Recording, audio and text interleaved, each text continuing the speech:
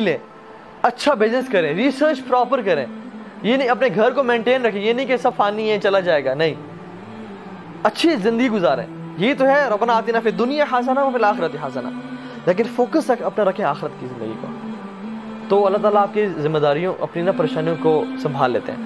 اسی طرح سے سفیان بن عیینہ, یہ سلف میں سے ہیں, بڑے فیمس سلف میں سے ہیں.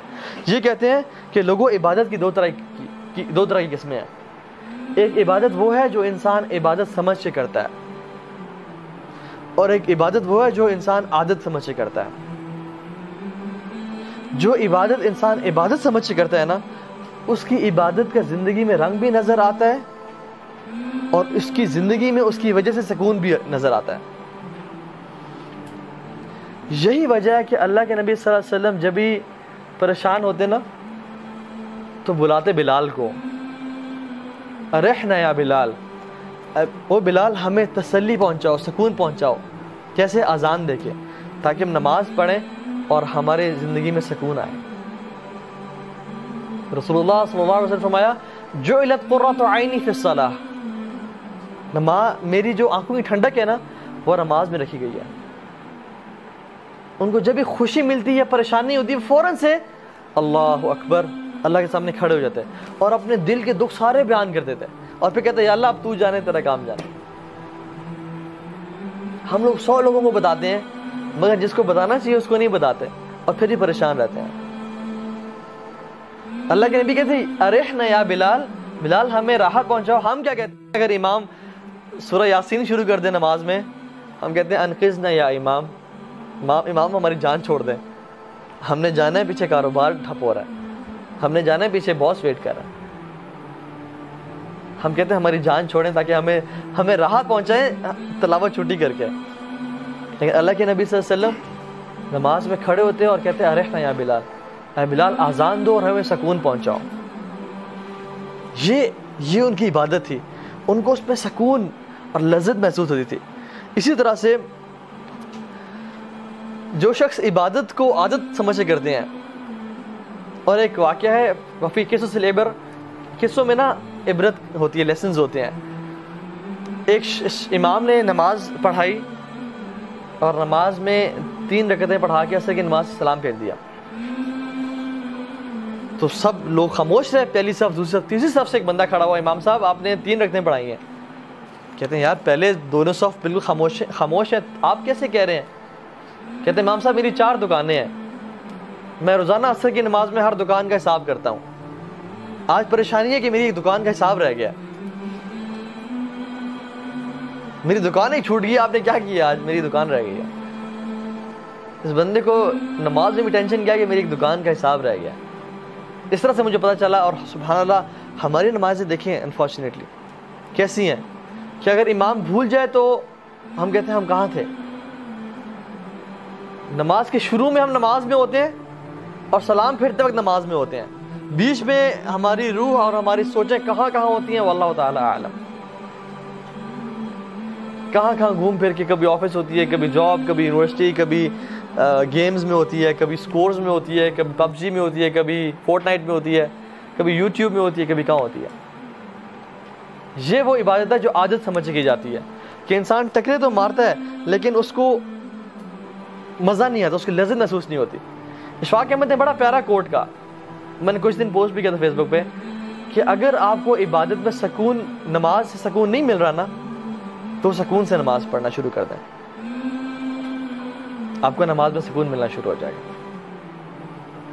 اور عبادت, بلکہ سبحان اللہ سفیان بن عیینہ کہتے ہیں کہ جو شخص عبادت کی عزت نہیں کرتا وہ عبادت کا حق ادا نہیں کرتا.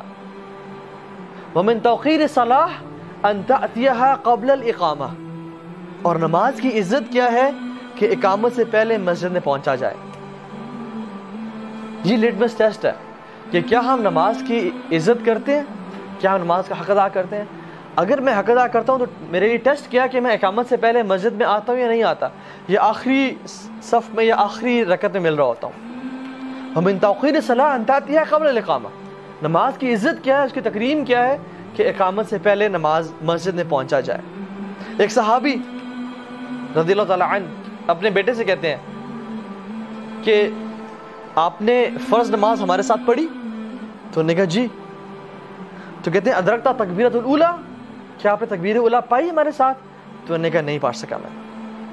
تو صحابی کیا کہتے ہیں، ان کی فہم کیا ہے قرآن و حدیث کا؟ کہتے ہیں اگر آپ یہ تکبیر اولیٰ پا لیتے تو یہ آپ کے لیے 100 سرخ اونٹنیوں سے بہتر ہوتی. 100 ریڈ کیملز، ایک تکبیر اولیٰ آپ کے لیے 100 ریڈ کیمل سے بہتر ہوتی. اچھا let's put things in perspective. ہمیں کیا پتا اونٹ اور سرخ اونٹ، ہمیں تو اونٹ نہ دیکھے نہ کبھی سفر کیا. سرخ اونٹ جو اس زمانے میں تھے نا، it was very prestigious thing. جیسے آج آپ کسی کے پاس لیمبورگینیز ہیں نا یا بگاٹیز ہیں، I'm not talking about Mercedes or Audis یا BMWs کیونکہ وہ نارمل ہے. I'm talking about high end cars, luxury cars, maybe a private jet as well. یہ وہ چیزیں ہیں جو سرخ کیمل سے آپ اس کو تشبیہ دے سکتے ہیں. تو امیجن کسی بندے کے پاس 100 لیمبورگینیز ہوں، 100 بلیک لیمبورگینیز ایک بندے کے پاس ہیں. اب صحابہ کہہ رہے ہیں تمہارے لیے ایک تکبیر اولیٰ 100 لیمبورگینی سے بہتر ہے. Just to make you understand. لیکن ہم لوگ کس طرح سے تکبیر اولیٰ چھوڑ دیتے ہیں؟ کیونکہ ہمیں احساس ہی نہیں ہے. امام شافعی رحمہ اللہ جو ہے وہ نماز شروع کرتے رات کو، اور نماز پڑھتے پڑھتے نا کہتے ہیں کہ میری رات گزر جاتی ہے اور فجر کی اذانیں انہیں شروع ہو جاتی ہیں کہ مجھے احساس ہوتا ہے کہ میں تو نماز پڑھا تھا اور نماز کس طرح گزر گئی. سبحان اللہ. یہ نماز ہے جو عبادت سمجھ کی جاتی ہے. کہتے ہیں کہ میں ساری رات اللہ اکبر کرتا ہوں اور نماز پڑھتا رہتا ہوں حتیٰ کہ فجر کی اذانیں ہونے شروع ہو جاتی ہیں. اور ہم لوگ سبحان اللہ نماز کس طرح چھوڑ دیتے ہیں؟ کوئی پروجیکٹ آیا، اسائنمنٹ آئی، نماز چھوڑ دی. اللہ کے میرے صحابی کو کہا تھا کہ اے میرے صحابی فرض نماز کبھی نہ چھوڑنا.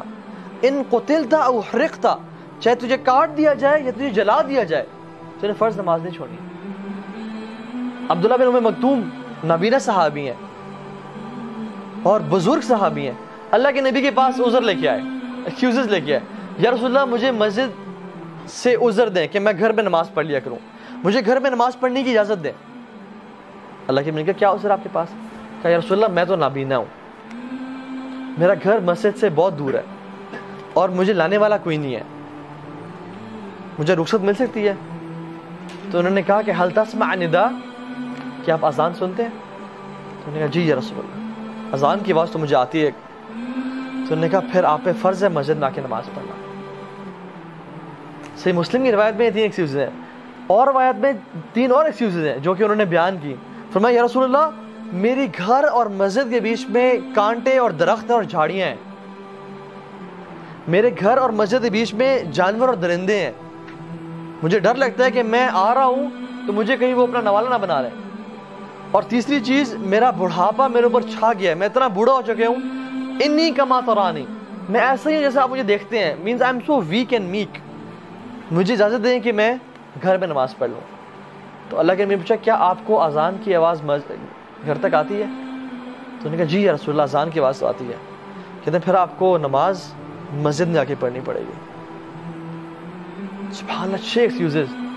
ایک نابینا ہونا، دوسرا گھر مسجد سے دور ہونا، تیسرا لانے والا کوئی نہیں ہے، چوتھا گھر اور مسجد کے بیچ میں جھاڑیاں ہیں اور درخت اور کانٹے ہیں، پانچواں درندے اور جنگلی جانور ہیں، بھیڑی ہوتے تھے اس ٹائم مدینہ میں، ٹھیک ہے، چھٹا بڑھاپا چھا گیا.